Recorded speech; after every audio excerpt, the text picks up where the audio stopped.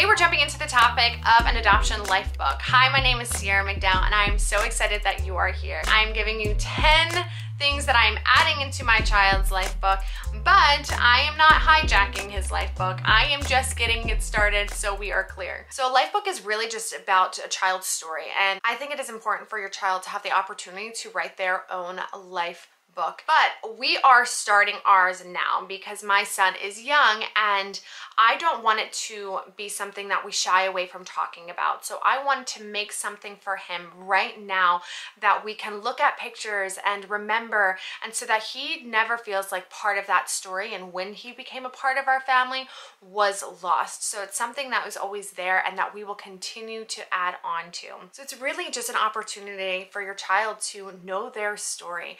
And not everything in a life book is going to necessarily be full of joy, because there is a lot of sorrow and pain and loss when adoption takes place and in those children's lives and their bio families' lives. So there are going to be elements of it that are sad, but I would encourage you not to necessarily shy away from that, because it's the truth. And the best gift that you can give is honesty to your child, and with age appropriateness, and being able to share with them what you do know about who they are and who they were before they became a part of your family. So there are different ways that you can venture down making this book. So you could actually go on something like Snapfish and create, this is not sponsored, and create a life book and then continue to create them as your child gets older. I wanted something that was a little bit more hands-on, so I decided to go to Michael's and to get all of the craft supplies that I could with scrapbooking. So you can go and you get a plain old scrapbook and you can just add on to these pages, which is awesome because, like I said, we're starting it now so that we can continue to walk through it with him until he's really ready to add his own take on things. So what I did first was I got a scrapbook, so then I ordered a bunch of pictures off of Snapfish, and they are so easy because they just get shipped right to you and then you don't have to worry about a thing. So here are the 10 things that I'm starting off with in his life book. So first off is an introduction of why we are doing this and reminding him of you are a part of our family, and we just wanted to create this with or for you so that you can tell your own story and understand your story and give all of the reasons why, and part of the story and him being a part of our family. And after this book is done, that does not mean we are done with it, but we can continue to add to it as life goes on, because this is an exciting thing for him to just be able to see tangibly his history and where he has come from and where he is going. Number 2 is where your child was born. So I printed off a map and I'm adding that into the book and putting some things around it of the information that we have. If you have these things about how much they weighed and how long they were, and the story around the day that they were born. I also do a day that you were born capsule, which there are websites. I have not found any good ones, so I've just done some research of what were happening in the world or in their home country or in the United States of the day that they were born and what was taking place in history. Number 4 is the information that you do have about the birth family. Your child's gonna have questions as they get older, and if this is a narrative that you can bring into something that is not a taboo conversation or that is scary to talk about, it just helps relieve some of that angst that come around the topic as your child is getting older. So we will put in some basic information that we have, and some people might have more information than others, and just giving what you can in the book so that my son can track some of that as he gets older, and that it's easier for him to come to us with the questions that he has that might be a little bit hard to bring up. But if we're looking through the life book, then those things will naturally, organically more so come, that will kind of ease into some of those harder conversations, because young children, they might have all these questions in their head, but they don't necessarily know how to ask the question.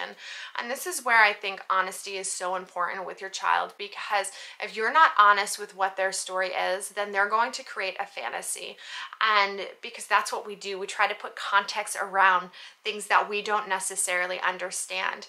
And it could be fabricated in one way or the other. And so you want to just be able to give what the truth is and what information you have, so that as they do get older, it's not coming up against a fantasy, but more so the reality and what has taken place in order for them to progress through. Number 5 is adding pictures of the journey to go and get them, and things like in the adoption process, things that you're doing to prepare and getting excited, and then getting ready to travel and going and getting them, and what your travel experience over there was, and bringing them home. You can write little notes about, you know, the excitement that was around that time, and them becoming a part of your family. Number 6 goes into this one, and it is thoughts of the first moment that you saw your child in real life. If you have pictures of that, the looks on your face, and a special time that is, and being able to share in words and in pictures what was on your heart during that time when you met your child.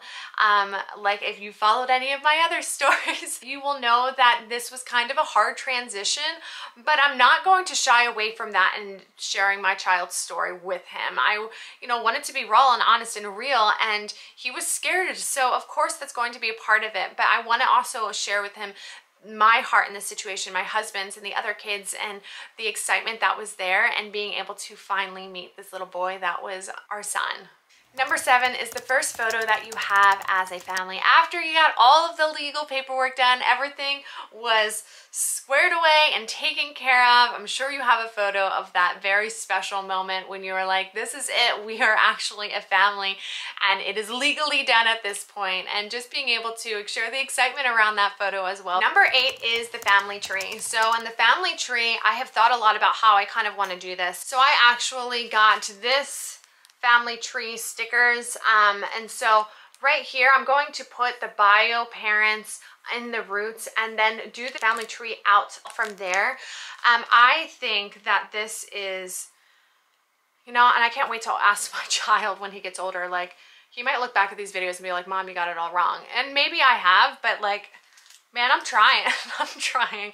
I don't want to miss anything that I could be adding into it that I'm just not thinking about. So leave a comment down below. I would love to hear what you've done with the Lifebook, or if you're an adoptee, I would love to know what you wish your Lifebook had, or what you wish that it didn't have in it, so that I can also learn from you, because I want to know your stories. I want to know where you're at with things, and that would just really mean a lot to me. I think that this family tree is really important, and it's not something that I will ever shy away with in my child's story, is where he came from and what we do know about the bio family, because it's his story, and I think that it would be wrong to ever withhold information. And so, you know, as he gets older, and being honest with everything that we have, because that's part of that's his story. And I disagree when people withhold information that I think these children, especially as they get older, should know. And I'm not judging that. I know that there's reasons why some people don't share certain things, but I think that it's something that's really cool to be able to